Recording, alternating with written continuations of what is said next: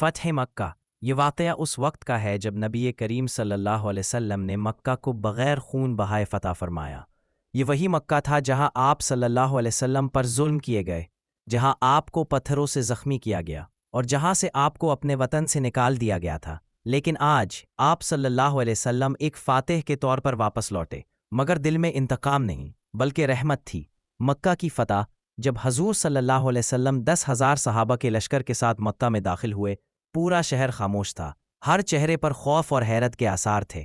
کفار سوچ رہے تھے اب محمد صلی اللہ علیہ وسلم ضرور بدلہ لیں گے، مگر انہیں کیا خبر تھی کہ وہ جس ہستی کے سامنے کھڑے ہیں وہ رحمت للعالمین صلی اللہ علیہ وسلم ہے۔ انتقام نہیں، محبت سکھانے آئے ہیں۔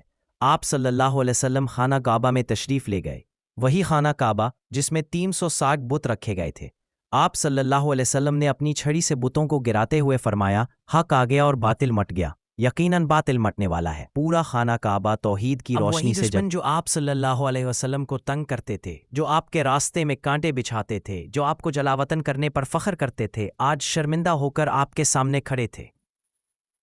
ہر ایک کے دل میں خوف تھا، اب ان کا کیا انجام ہوگا؟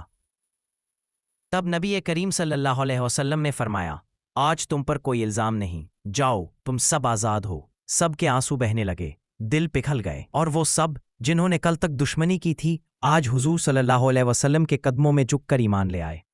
سبق یہ واقعہ ہمیں یہ سکھاتا ہے کہ طاقت کے وقت معافی سب سے بڑی طاقت ہے۔ جس دل میں ایمان اور رحمت ہو وہ کبھی بدلہ نہیں لیتا بلکہ اللہ کے لیے معاف کر دیتا ہے۔ دستہ